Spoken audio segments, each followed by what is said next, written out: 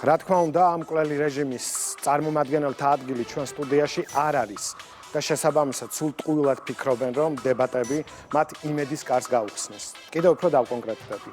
იმედის მაყურებელს კოლექტიური ნაცმოძრაობის აზრი არ აინტერესებს. რაც შეეხება საგნობრივ დისკუსიას, ჩვენ ამისთვის მზად ვართ და ყველაფერს გავაკეთებთ საიმისოდ, რომ იმედის მაყურებელმა იაფასიანი შოუს ნაცვლად იხილოს ნამდვილი დებატი საზოგადოებისთვის მნიშვნელოვან საკითხებზე, რაც მოგცემს სწორი ანალიზის, შეფასების და დასკვნის შესაძლებლობას. იმედზე თავისუფალი ტრიბუნა დაეთმობა ყველას, ვინც მზად არის არგუმენტირებული მსჯელობისთვის და ამ დებატებს ექსკლუზიურად გეტყვით წაიყვანს მაგდა ანიკაშვილი. პრემიერის მზაობა დებატებისთვის და სულ სხვა ახალი ფორმატი, ძველი deep state-ის მარიონეტების დამკვიდრებული პოლარიზაციისკენ მიმართული არაფრის მომცემი დებატების ნაცვლად. ნახეთ ჩორნახვიჩია სპეციალური რეპორტაჟი. განათლების რეფორმა რო ავიღოთ, მე სიამოვნებით მიზანმიმართულად დავждებოდი ზუსტად იმ ადამიანებთან, რომლებიც საკუთარ თავს ექსპერტებად მოიხსენებენ, ზოგი შეიძლება ჩემი გადმოსახედიდან იყოს რეალური ექსპერტი, ზოგი არა, მაგრამ ყველასთან მზად ვარ რომ დავждე და გავმართოთ დებატები ნებისმიერ თემასთან დაკავშირებით, მათ შორის განათლების საკითხთან დაკავშირებით. მოვიდნენ ის ადამიანები, რომლებიც მაგალითად სოციმედიაში თუ მედიაში ან ნებისმიერ სივრცეში წვავად აკრიტიკებენ ამ რეფორმას, თუნდაც უსაგნოდ. მოვიდნენ მზად ვარ დისკუსიისთვის ასეთ ადამიანებთან და ზუსტად ასეთი ფორმით წარმომედგენია მე ის დებატები, რომლებიც შეიძლება დაიწყოს მედია სივრცეში. პირველი ნაბიჯი უკვე გადადგმულია და ახლა ბურთი იმ მხარესაა, ვინც წლებია დისკუსიას ყვირილით ცვლიდა და კითხვებს გვერდს დემაგოგიით უვლიდა. საგნობრივი დისკუსია ნიშნავს ერთს, საჯარო საუბარს კონკრეტულ თემაზე, სადაც ლოზუნგები, ემოციები და უსაფუძვლო ბრალდებები არგუმენტებს ვეღარ ჩაანაცვლებს. იმ პირობებში, როდესაც მით უმეტეს გრძელდება რადიკალების დასუსტების პროცესი, ჩვენ უნდა ვიზრუნოთ საზოგადოებაში ჯანსაღი დისკუსიის გაშლისთვის და სწორედ ამას ეძღვნებოდა ის ინიციატივა, რომელთაც გამოვედით. პრემიერის ინიციატივა გულისხმობს დებატების კულტურის დანერგვას ქვეყანაში, რამაც საბოლოოდ პოლიტიკური პროცესიც უნდა გააჯანსაღოს. ეს კი ძალიან ხელსაყრელია იმ ოპოზიციური პოლიტიკური ჯგუფებისთვის, ვინც რადიკალური დღის წესრიგის გამო უნებლიეთ ჭრილში მოექცა. მნიშვნელოვნად იყო შეზღუდული ალტერნატიული აზრის დაფიქსირების და გარკვეული კრიტიკის გამოხატვა კონკრეტულ საკითხებზე გამომდინარე იქიდან, რომ ქვეყანა წლების განმავლობაში ცხოვრობდა მუდმივ რევოლუციურ პირობებში და ჰქონდა ვითარება, როდესაც ერთი მხარე მეორეს მოლოტოვის კოქტეილს ესრო და ადმინისტრაციულ შენობებს წვავდა და მოწოდებული იყო მხოლოდ და მხოლოდ არაკანონიერი, არადემოკრატიული საშუალებებით ხელისუფლების დამხობაზე. ცხადია, ასეთ ვითარებაში არ არის ადგილი და სივრცე ჯანსაღი დისკუსიისთვის, მაგრამ დღეს ეს ძალიან ჭირდება ჩვენს საზოგადოებრივ პოლიტიკურ სივრცეს. როგორ გითხრათ, პოლიტიკოსისთვის დებატები ისეთია, როგორც ფეხბურთელისთვის საფეხბურთო მატჩი. და შესაბამისად, პრობლემა ის არის, რომ აქამდე არ არის პოლიტიკური დებატები და ფაქტობრივად ძალით არის მკვდარი პოლიტიკური სივრცე.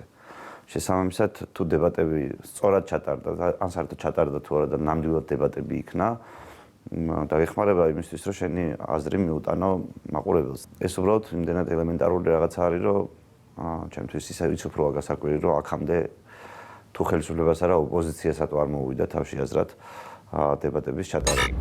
საგნობრივი არგუმენტირებული დისკუსია, რა თქმა უნდა, არ აწყობთ იმ ძალებს, ვინც წლებია უცხო ქვეყნის გავლენის აგენტებად მუშაობენ და ქვეყანაში ქაოსს ქმნიან.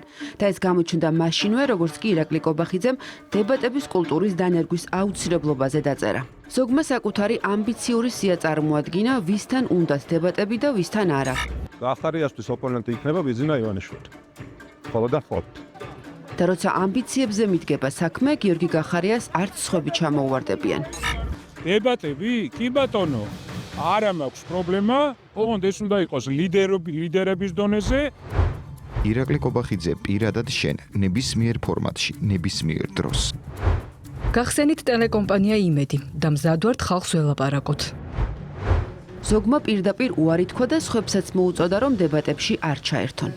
დებატები დღეს არ არის მიზანშეწონილი. ყოველთვის იარსებენ ადამიანები, რომლებსაც უბრალოდ შეიძლება ინტელექტი არ ყოფნით, რომ დებატებში მიიღონ, ან წარსული არ აძლევთ საშუალებას, რომ თანასწორად დებატებში მიიღონ მონაწილეობა. მაგალითად, ჩვენი ქალბატონი მეხუთე პრეზიდენტი, რომელიც მოუწოდებს ხალხს, რომ დებატები არ იყოს. მე მესმის, რომ ქალბატონ სალომე უბრალოდ მისი უნარებიდან გამომდინარე ვერანაირ დებატებში ვერ მიიღებს მონაწილეობას, მაგრამ ვიღაცა შეიძლება უნარი აღმოაჩნდეს და იმ ადამიანებზე თქმა იმისი, რომ იცი რა, ქართულ ოცნებასთან დებატები საერთოდ არ შეიძლება, მაშინ ერთი წელია ებრძვიან და ვერ დაამარცხეს. როცა ხელისუფლებამ დებატების აუცილებლობას გაუსვა ხაზი, ისიც განმარტა, რომ ეს პოლიტიკური პროცესის გაჯანსაღებისთვის არის და ეხებათ იმ პოლიტიკურ ძალებს, რომელთაც შეიძლება განსხვავებული მოსაზრებები ჰქონდეთ და მზად არიან საკუთარი პოზიციები საჯარო დებატებში წარმოაჩინონ და არა მათ, ვინც წლებია ქვეყნის არევით არის დაკავებული. ის ვინც ქუჩაში დგას, იმათ არც უნდათ ამ დებატებში მონაწილეობის მიღება, იმიტომ რომ დებატები ერთგვარად, რო იტყვიან, ცივილიზებულ ფორმას ქმნის შენი აზრის გამოხატვისა და აი ამ ჯაბაასისა. მაგრამ გარკვეული ძალების ინტერესი სწორედ ეს არის, რომ იყოს პოლარიზაცია, იყოს მუდმივი დაძაბულობა, ყველაფერთან დაკავშირებით იყოს არა ასთა გასვლა გამოსვლა, არამედ ასე თქვა ერთგვარი საპროტესტო მუხტის აწევის ძიების გზები.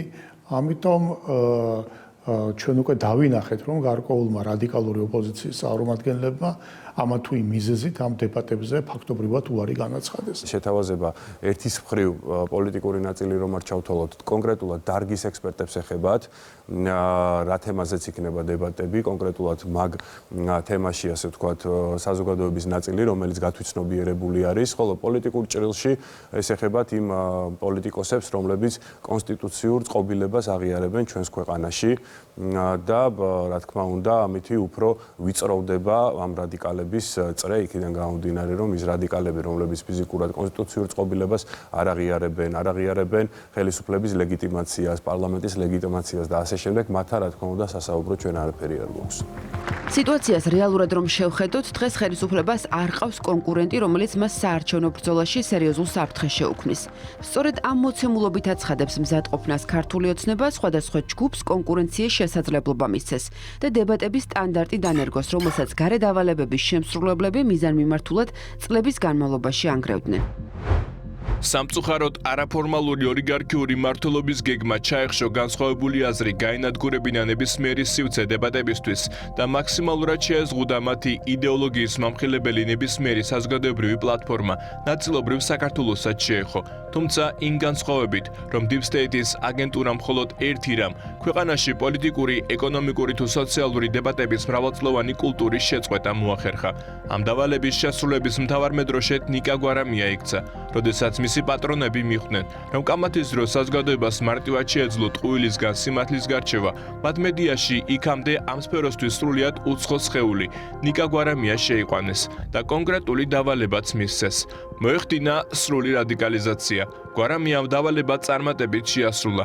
მან მედია სტანდარტად დაამკვიდრა ტყუილი, ლანძღვა, გინება, ცილისწამება და ისტერია. საბოლოოდ კი ისეთი ტოქსიკური მედია გარემოს შექმნა, რომ ნორმალურ ჯანსაღ ადამიანს აღარ სურს მონაწილეობა მიიღოს კამათში, რომელიც საბოლოოდ შეურაცხყოფით სრულდება. ხელისუფლებამ პოლიტიკურ პოლარიზაციასთან ბრძოლა მედიის საშუალებით უფრო ადრეც სცადა. 2021 წელს მაშინ, როცა ქართული ოცნების ლიდერებმა გადაწყვიტეს, რომ რადიკალების მხარდამჭერ ტელევიზიებში მისულიყვნენ და გადაცემებში მიიღოთ მონაწილეობა. თუმცა მაშინ ამ ტელევიზიების მიერ დამკვიდრებული ტოქსიკური მედია სტანდარტის გამო ეს არ გამოვიდა. ახლა სხვა მოცემულობაა, ცნობილია ფორმატიც და მედიებიც, სადაც რესპონდენტებს თავისი აზრის სრულფასოვნად წარმოჩენის საშუალება ექნებათ და აღარ დარჩება სივრცე უპასუხო ბრალდებებისა და უსაგნო დემაგოგიისთვის.